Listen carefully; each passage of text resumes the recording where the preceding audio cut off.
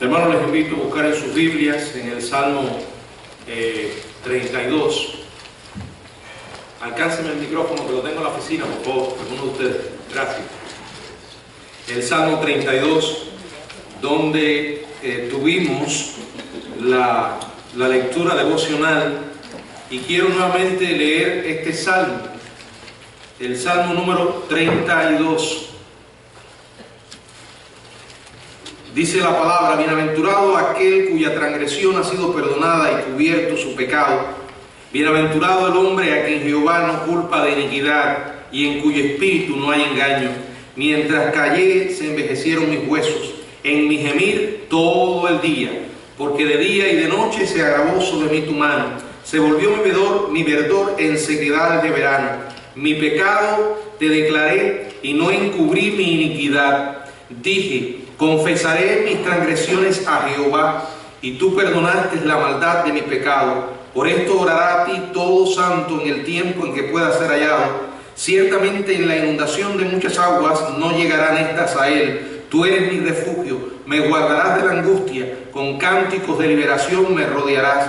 Te haré entender y te enseñaré el camino en que debes andar. Sobre ti fijaré mis ojos. No seas como el caballo, como el mulo, sin entendimiento, que han de ser sujetados con cabestro y con freno, porque si no, no se acercan a ti. Muchos dolores habrá para el impío, mas el que espera en Jehová le rodea la misericordia. Alegraos en Jehová y gozaos justo, y cantad con júbilos todos vosotros los rectos de corazón. Oremos. Padre, gracias por tu palabra, gracias porque en ella encontramos vida, Señor, y luz en el camino de la obediencia. Ahora nos ponemos en tus manos para que tú nos guíes, Señor, y podamos hablar en tu nombre. En el nombre de Jesucristo. Amén. Bueno, hermanos, seguimos con esta serie que estamos teniendo, como les dije, sobre la voluntad de Dios. Y en esta ocasión nos estaremos apoyando en este Salmo 32. El mensaje lo hemos titulado Leyendo sus labios. Leyendo sus labios. La realidad es que Dios no solamente es invisible, sino que además es soberano y además es silencioso. Cuando digo silencioso, me estoy refiriendo a que no podemos ver a Dios físicamente, no lo podemos escuchar en un sentido físico, pero la Biblia nos ha ordenado que seamos sabios para poder entender cuál es la voluntad del Señor.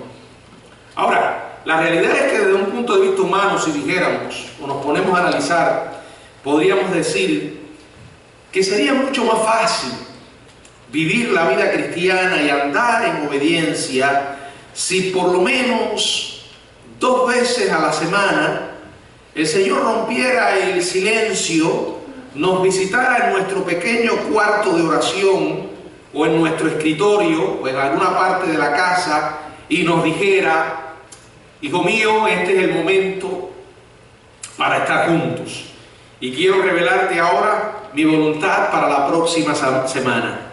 Quiero que me escuches. Bueno, y ahí Dios nos dijera cuál es su voluntad. El gran problema con eso es que si eso sucediera, realmente no andaríamos por fe, andaríamos por vista. Y en este Salmo 32 encontramos lo que podemos llamar un diálogo entre David y el Señor. Y justo en la mitad del Salmo aparece 3 veces una palabra, la palabra Selah. Selah. ¿Qué quiere decir esta palabra? Bueno, es una indicación musical que coloca el salmista para llamar a una pausa. Es como para invitarnos a detenernos, y cuando en la música hay una pausa, uno está meditando en lo que ha tocado o cantado, mientras la letra o la música se mantienen en el aire y luego uno vislumbra lo que vendrá después. En la música las pausas pueden ser muy efectivas, y en este caso, en este cántico del himnario de Dios, hay 3. Justo después de la tercera, podemos leer esto: te haré entender y te enseñaré el camino en que debes andar. Sobre ti fijaré mis ojos. Repito, desde el punto de vista físico, Dios es silencioso. Y es curioso que aquí no dice, te haré entender con mi voz. Lo que dice es, te haré entender. Sobre ti fijaré mis ojos. Bueno, el movimiento de los ojos es silencioso. Por eso, de igual manera que una persona con la habilidad de poder leer los labios, hay personas que tienen esa capacidad. No importa la distancia que estén, que no puedan escuchar las palabras de alguien, por el movimiento de los labios saben lo que están diciendo. Bueno, de igual manera nosotros, la idea que está presente aquí es que debemos ser sensibles y entendidos al estudiar a nuestro Señor cuando estamos hablando de su voluntad para nuestras vidas. Y entonces responder al impulso de su espíritu, ese impulso interior, para poder andar en obediencia. Por eso hemos titulado este mensaje Leyendo sus labios, o sea, escudriñando para obedecer lo que Dios quiere que nosotros hagamos. Él quiere que entendamos su voluntad. Nuestro Dios no anda jugando, Él no anda a las escondidas diciéndonos, no, allí no, sigue buscando, te estás acercando. Él nos ha creado para que hagamos su voluntad. Él quiere que andemos en ella, y para eso nos ha dejado algunos principios en la misma Biblia que nos pueden ayudar a escudriñarla para precisar lo que Dios quiere que hagamos en ciertos momentos. Ustedes recuerdan, en un mensaje anterior estuvimos hablando de cómo podíamos conocer la voluntad de Dios. Ofrecimos algunos detalles del gran regalo que Dios nos da, un paquete grande que cuando lo abrimos podemos ir sacando distintos componentes. Seguimos escarbando en este tema. Cuando Dios nos parece silencioso, no significa que realmente lo esté. Él quiere que nosotros escuchemos su voz y que andemos en obediencia. Por eso voy a presentar algunos principios que los he clasificado con las letras A, B, C, D y E, las letras del alfabeto. Ellas nos ayudarán a leer los misteriosos labios de Dios, o podríamos decir el movimiento de sus ojos. En primer lugar, la A. ¿Qué quiere decir la A? Aceptación. O sea, necesitamos un estado de ánimo de aceptación. Lo voy a decir en otra palabra, receptivos, un espíritu receptivos, un espíritu sensible a la voz de Dios, que esté dispuesto a hacer esa voluntad. Y para eso es esencial que logremos andar libres de ansiedad y de estrés. Quizás cuando usted me escuche, me acaba de escuchar, puede pensar, bueno, pastor, yo puedo recordar un par de días en toda mi vida en que eso fue realmente así. Y le doy la razón, ya que la mayoría tenemos una vida llena de tensión. Es cierto. Pero si queremos tener una intimidad profunda con nuestro Dios, entonces tenemos que salir de la locura, buscar un momento de aislamiento y silencio, de quietud. Y fíjense, yo no estoy hablando aquí de una cosa misteriosa, tampoco es nada místico. Algunos podrían llamarlo místico, pero yo lo llamo sabio.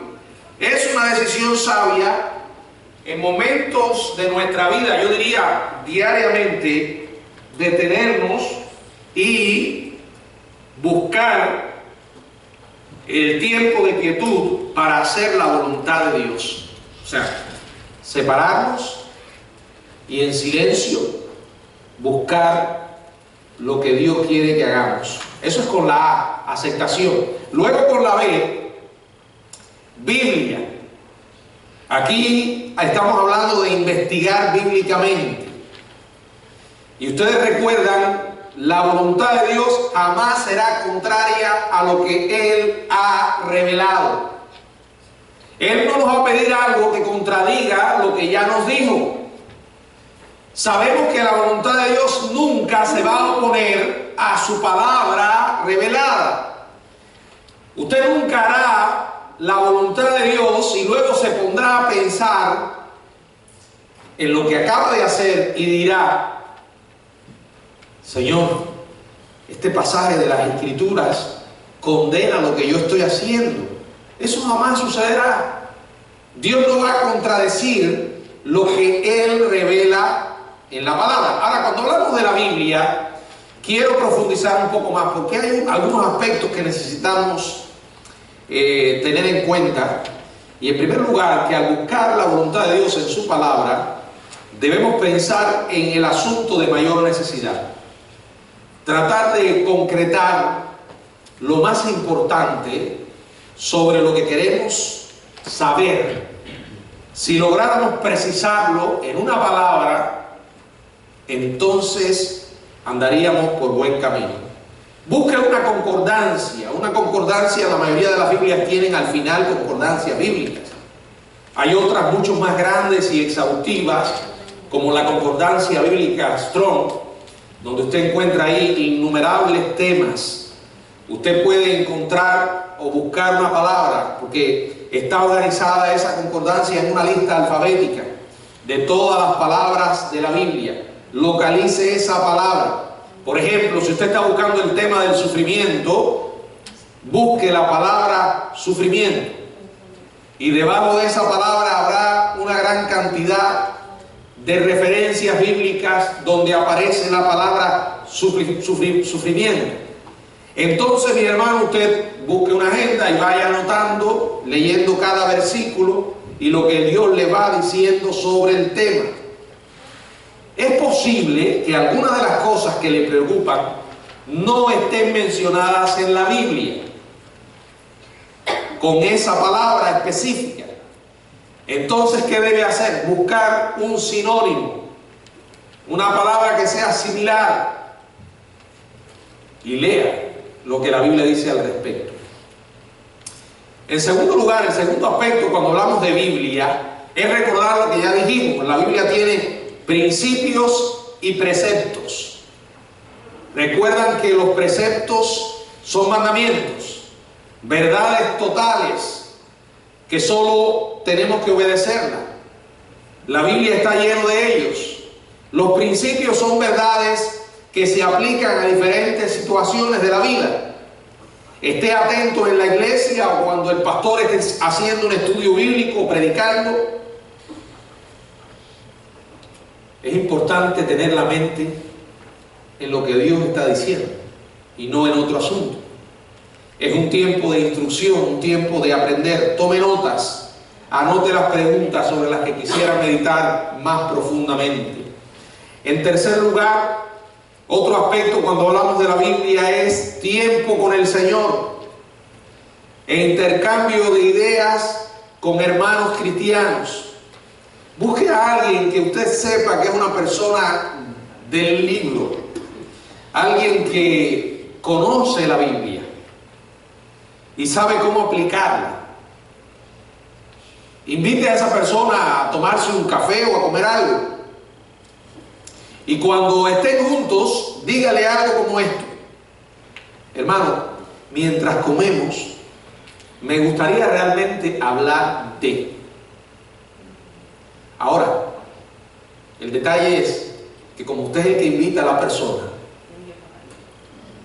usted fija el tema de conversación. ¿Entiende? Y va a descubrir que estará comiendo menos y pensando más. Pero escoja muy bien a la persona que invita a comer, porque usted querrá conocer las ideas de esa persona y también querrá tener la libertad de ser vulnerable a lo que la persona le diga. En cuarto lugar, también nuevamente dentro del aspecto de la investigación bíblica, tenga una versión de la Biblia que sea buena y confiable. Si usted me pregunta a mí cuál, Reina Valera del 60, en inglés la versión King James. Y las demás, bueno, si usted tiene otras versiones, véalas como comentarios. Hay programas muy buenos en computadora que tienen todas las versiones de la Biblia. Usted puede leer el versículo como aparece en la Reina Valera y inmediatamente después mire lo que aparece en las otras versiones. Pueden ser de ayuda para esclarecer algunas palabras. Sin embargo, hay algunas versiones que van demasiado lejos, intentando hacer más comprensible el mensaje. A veces llegan a mutilar ideas muy importantes de la palabra de Dios. Al leer la Biblia, mire los versículos y el contexto en el cual aparece. Por ejemplo, no escoja el versículo 7 e ignore el verso del 1 al 6. No, mire el contexto. El contexto le ayuda a saber de qué es lo que está hablando la Biblia. Número 1, aceptación, un espíritu receptivo. Número 2, Biblia. Número 3, con la C, la clarificación y convicción del Espíritu Santo. O sea, el Espíritu está en nosotros. La Biblia dice que Él nos guía a toda verdad. Él es el intérprete de la palabra y en muchas ocasiones somos atraídos internamente en una dirección. Cuando usted está andando en el Espíritu, cuando está reflexionando en las Escrituras, somos sensibles a la guía de Dios. Es como un imán que nos empieza a mover o a alar hacia una dirección. Es posible que esto no se produzca rápidamente, pero al final va a ocurrir. Miren lo que dice el Salmo 40, verso 1. Pacientemente esperé a Jehová y se inclinó a mí y oyó mi clamor. En una paráfrasis de la Biblia, Eugene Peterson escribió, esperé a Jehová y Él se inclinó a mí y oyó mi lamento. Esperé y finalmente Él hizo lo que dijo que haría. Ahora piense esto, hermano, Dios no actúa como un reloj de 24 horas. El tiempo de Dios es eterno. Si usted me ha seguido hasta aquí, se habrá dado cuenta que estoy hablando de hacer un esfuerzo intencional. No se trata de salir, de leer para salir del paso, como se dice, buscar un versículo y leer. No. Esto es una invitación para aquel que realmente quiere obedecer, a escudriñar, como dije, a leer los labios de Dios. El tiempo de Dios es eterno. Tenemos su Espíritu en nosotros. Dice la Biblia que en Romanos capítulo 8, quiero que veamos Romanos capítulo 8, verso 14, porque todos los que son guiados por el Espíritu de Dios, estos son hijos de Dios. Y luego en el verso 26, y de igual manera el Espíritu nos ayuda en nuestra debilidad, pues que hemos de pedir como conviene, no lo sabemos, pero el Espíritu mismo intercede por nosotros con gemidos indecibles. Y luego el verso 27, mas el que escudriña los corazones sabe cuál es la intención del Espíritu, porque conforme a la voluntad de Dios intercede por los santos.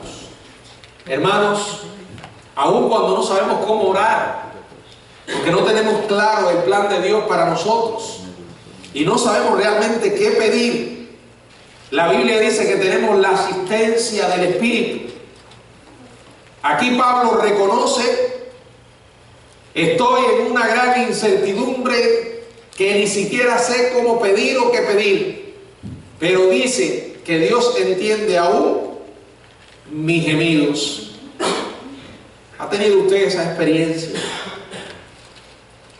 No se engañe creyendo que para orar tiene que decirle a Dios cada palabra y decírsela bien. Bueno, en realidad no hay que explicarle a Dios. Él conoce. No hay que ser demasiado extenso dándole detalles a Dios. Dice la palabra que Él sabe de qué cosas nosotros tenemos necesidad. Mi experiencia ha sido que hay ocasiones en las que no sé cómo orar, ni sé específicamente qué decir.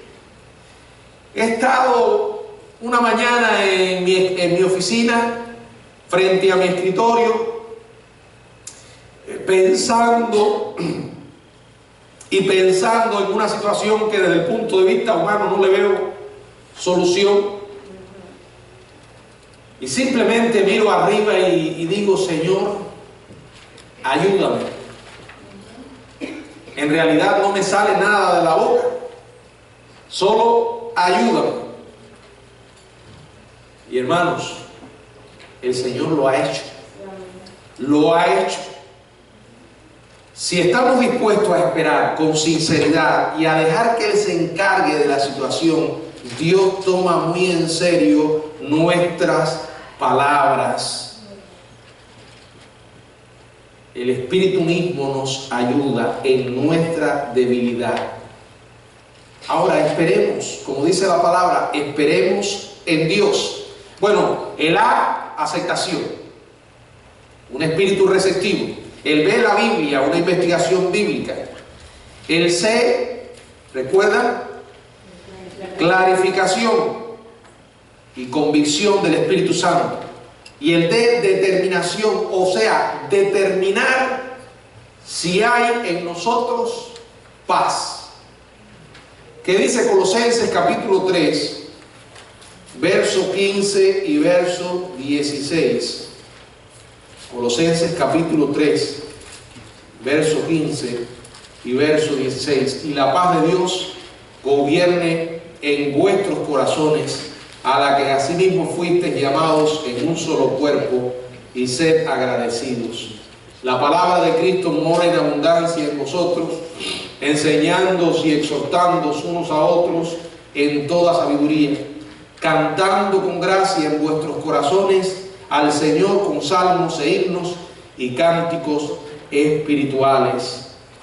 Que la paz de Dios y la paz de Dios gobierne vuestros corazones. ¿Qué es gobernar? Bueno, gobernar es servir como árbitro.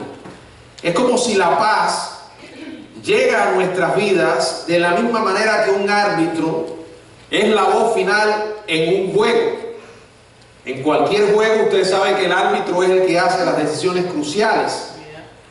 Él es el que determina las faltas, el que resuelve las situaciones para que no lleguen a crecer y convertirse en conflictos.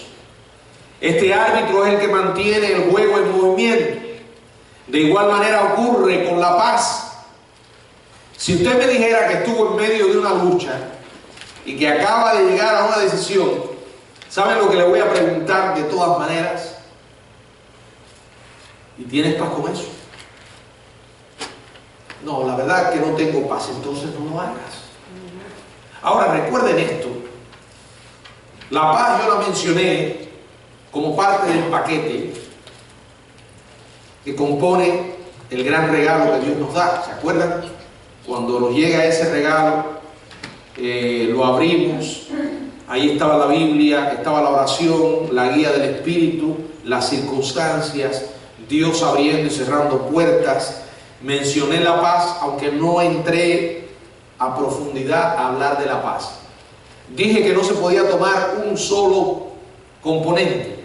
Había que andar con todo el paquete. Porque si usted agarra solamente la paz y no sigue el proceso que hemos estado enseñando, entonces se puede equivocar. ¿Por qué? Porque se está dejando llevar exclusivamente con o por sus sentimientos. La paz es una evidencia, pero no la podemos separar de la obediencia, la oración, los principios y preceptos de la Biblia, porque puede llegar a confundir esa paz. Hay gente que actúa puramente, simplemente por las emociones. Bueno, ¿y por qué tú crees que debes hacer eso? Porque yo lo siento. ¿Y por qué lo sientes? Porque estoy en paz. ¿Y para ti qué es paz? Bueno, no me siento, yo no tengo sentimientos de culpa.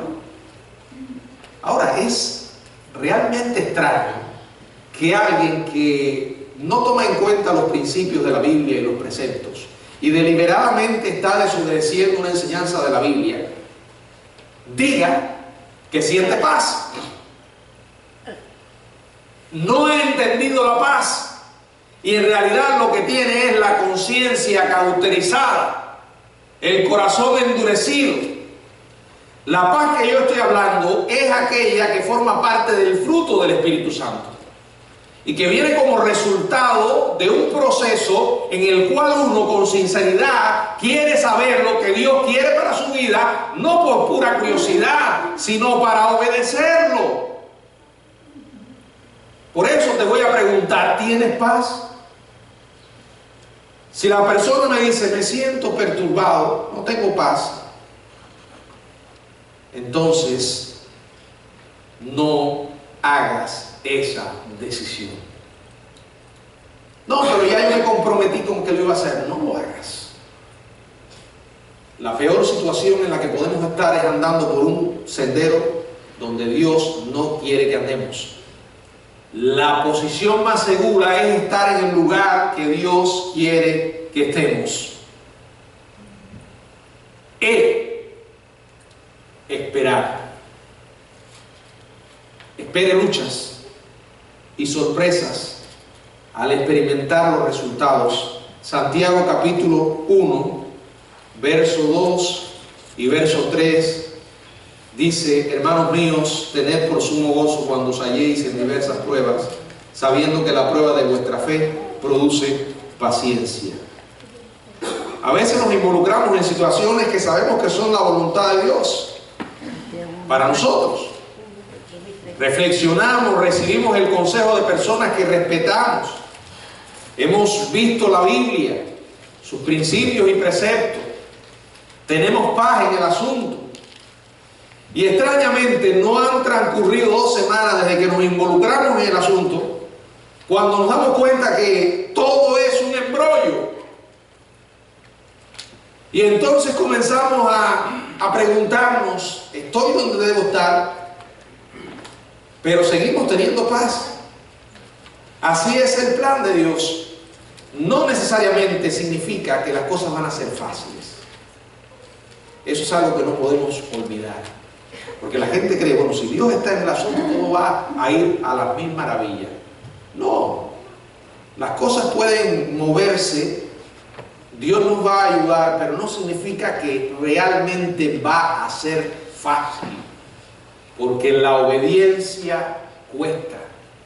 Acuérdense que Dios llamó a Abraham a dejar Ur de los Caldeos e ir a la tierra que Dios le había dado, y tuvo Abraham que hacer grandes ajustes. Pero obedeció. Dice la palabra que obedeció sin saber a dónde iba.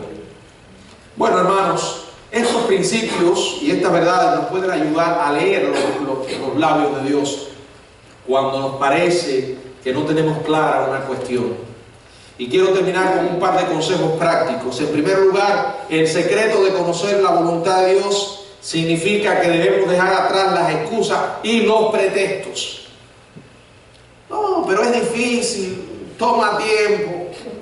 Permítame decirle, Dios es real. Dios es real. Oh, pero a mí no me parece real. El problema es tuyo. El problema, hermano, es que cuando nosotros no respondemos respondemos al estímulo de Dios, nos van saliendo callos en el alma. Pero cuando somos obedientes y sensibles a su voz, nos vamos haciendo cada vez más sensibles.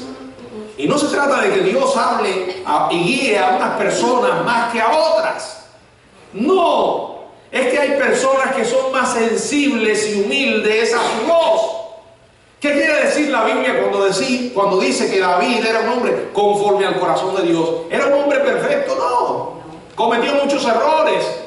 Pero era un hombre que amaba lo que Dios amaba y aborrecía lo que Dios aborrecía. Y cuando Dios le indicaba algo, él respondía. El tiempo más oscuro de su vida fue cuando cometió el pecado con la esposa de Urías, Betsabé. Estuvo casi todo un año insensible.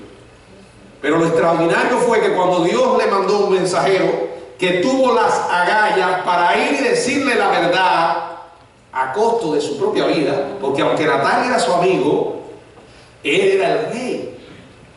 Y muy bien podía decir, creo que te equivocaste. Cuando le contó la historia que usó para ilustrar el pecado de David, y David enseguida saltó y juzgó la situación, él le dijo, ese hombre eres tú. Allí mismo podía haber terminado la vida de Natán. Sin embargo, este hombre fue lo suficientemente humilde para decir, he pecado. Qué diferente a Saúl. Qué diferente. No tenemos excusas, hermano. Tenemos todos los elementos para vivir en obediencia a la voluntad de Dios. En segundo lugar, el éxito que resulta de hacer la voluntad de Dios depende de Dios y no de nosotros. A mí por lo menos me produce una gran quietud. Elimina toda tensión y fatiga. No somos nosotros los responsables de las consecuencias. Si hacemos la voluntad de Dios, debemos dejar los resultados a Él.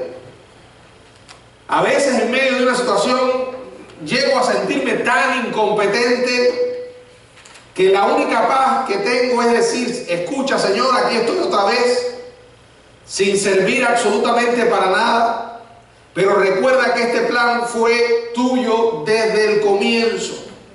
Y hermanos, si Dios está en algo desde el comienzo, Él no va a terminar. Él no nos deja en medio del camino cuando las cosas se ponen difíciles. No, Dios nos dice, sigue confiando en mí. Todavía esto no ha terminado. Deje las consecuencias a Dios y usted obedezca. Y termino con esto. Recuerden que Dios no es solamente invisible y soberano, como ya vimos, sino que además es silencioso. No nos habla, no suele hablarnos audiblemente, aunque puede hacerlo. Pero Dios quiere que andemos por fe. Nos ha dado su palabra, nos ha dado todos estos elementos que nosotros hemos mencionado. Y entonces necesitamos hacer un esfuerzo intencional para escudriñar la voluntad de Dios. Por eso tenemos que ser sabios. Si queremos leer los labios de Dios, si queremos comprender su voluntad para nosotros, necesitamos consultar a Dios. Me maravilla grandemente en la Biblia, en el Antiguo Testamento, cómo consultaban a Dios. Específicamente me llamaba la atención David, cómo una y otra vez él iba buscando la dirección de Dios para una batalla, para una decisión que tenía que tomar. Y no hubo un momento en que Dios le dijera no. Siempre le daba una respuesta a través del profeta. No así con Saúl. Llegó un momento en que Dios decidió que no le iba a hablar más a Saúl. Pero ¿qué pasó con Saúl? Que Saúl no quería oír. Y el que no quiere oír o el que no quiere obedecer, Dios deja de hablarle. Y estaba tan frustrado que en un momento determinado dijo, bueno, si Dios no me habla, voy a buscar que me hable Samuel. El problema es que Samuel ya estaba muerto. Y entonces, ¿qué hizo? Buscó una pitonisa y le dijo que trajera a Samuel. Bueno, a lo largo de la historia han habido debates de que si fue Samuel o no fue Samuel. En realidad, la Biblia dice que fue Samuel, aunque sabemos que también la Biblia enseña que no es posible comunicarse los vivos con los muertos, pero también sabemos que Dios puede hacer lo que le plazca. Ahora, cuando apareció aquel que dice que es Samuel, le dijo: ¿por qué me has hecho venir si ya Dios te dijo que no? Bueno, en realidad estaba frustrado porque Dios había dejado de hablarle. ¿Qué situación más triste? Si nosotros llegamos a ese punto, es culpa nuestra, no de Dios. Como he dicho otras veces, no es que Dios deje de hablarnos, es que nosotros nos volvemos sordos, porque queremos hacer lo que queremos hacer. Y escuche esto: no hay felicidad apartado de Dios. El precio que se paga es demasiado alto. Que el Señor nos ayude a ser sensibles a su dirección siempre. Que el Señor nos bendiga. Amén.